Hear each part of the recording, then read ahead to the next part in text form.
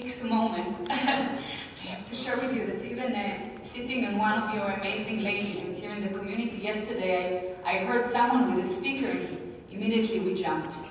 It takes us to the same place. So a little bit about who I am.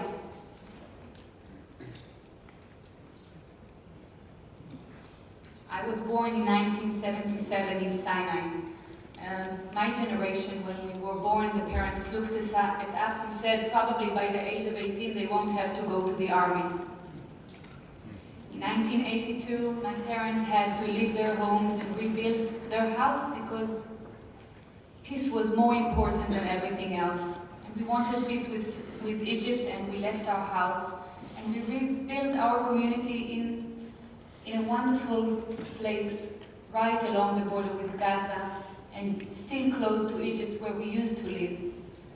And we have an amazing community. I want to emphasize that we live in a place that is 100% Israel. It's not a place in dispute. It's 1948 borders. And this is home for us. Later on in my life, I found a kibbutznik, a nice guy.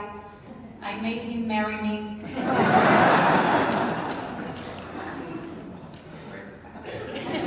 I became a mother in 2004. My daughter Shira was born. I looked on the people in Gush Katif that used to live right in the Gaza Strip, and I couldn't understand how come these people live under these conditions. Every day a terror attack, something happens, infiltrations, threats. How can you raise children like this? In 2005, Israel decided about the disengagement, and the people of Gush Katif left their homes and had to rebuild their homes. And I felt for them. I was a young mother. I remembered how my parents had to struggle after they had to leave their homes, but I felt it was the right thing to do. We want peace more than everything else. And we shouldn't live in Gush Katif. And as they left their homes, and as they left, you Americans invested millions of dollars in hothouses and greenhouses and great infrastructures in Gaza. They were burned within weeks.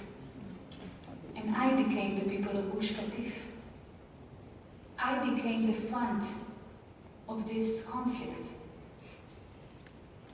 In 2006, my two boys were born.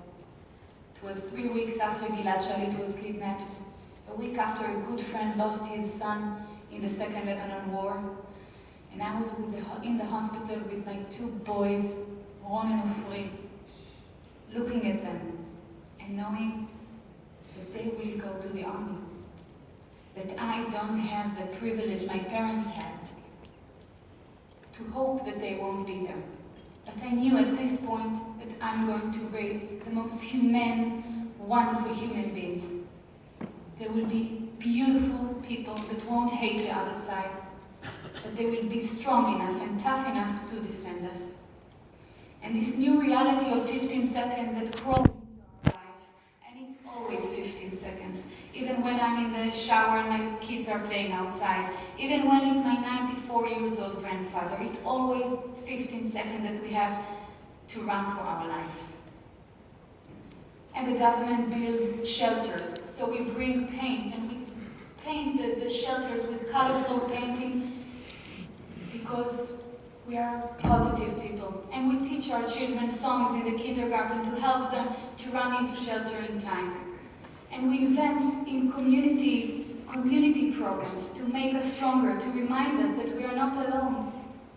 And we build resilience centers to give us tools for our community to be there next to each other.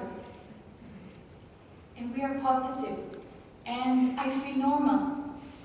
My life changed when I was lucky enough to be chosen to be the Shlicha in Colorado, the Israeli emissary. And suddenly I was exposed to you guys, with your wonderful children, with no threats. And just before the Israel Memorial Day, I put my son to bed, and he's asking me, "Mom, the children in my class won't have to go to the army, that's right?" And I'm saying, "That's right." And he says, "And I will have to go to the army, right?" And I say, "That's right. But I'm afraid to get hurt." and I couldn't promise him anything else. During Protective Edge, I was still in Colorado. My children were in vacation in Israel, and I was calling the mayor, and I asked him, Chaim, what do you need? The Jewish community abroad is so generous with us. They're so there for us. And he didn't know what to say. After so many years under this constant emergency routine, they didn't have plans set. And when I came to Israel, just after Protective Edge, I knew that Jewish National Fund is the right answer for me. I knew about the great work that you were doing in the Arava, in the South, in the Galilee, and I called Russell Robinson, and he did come. And it was a completely different experience from this point. Yes, since Protective Edge, almost for 18 years, we're dealing with constant attacks.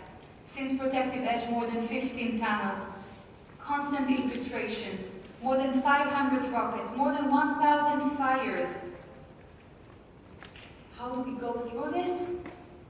I have to tell you, after I heard the doctor, maybe we are a miracle. Because we are optimistic. We have wonderful life. When my children wake up in the morning, they wake up with a smile. We focus on the 99% of our life, and our life are 99% heaven and 1% hell. And how do we go through this? We have you with us. We have one another. When the doctor was talking about the trauma, it's true. I see the effect every day. Let me show you what is a resilience center. You may call such a place a therapy center. In Israel, we use the word resilience because we are resilient, we are strong, we don't give up. This wonderful center comes with great cost. It's with your generous support of the Jewish National Fund and donors like you here in this room today that we managed to provide this important service. So I want to thank you. I want to ask you something. Don't feel sorry for us. And don't call us heroes. For us, you are heroes. For us, you are partners. And we could have never go through it alone. Thank you for being with us.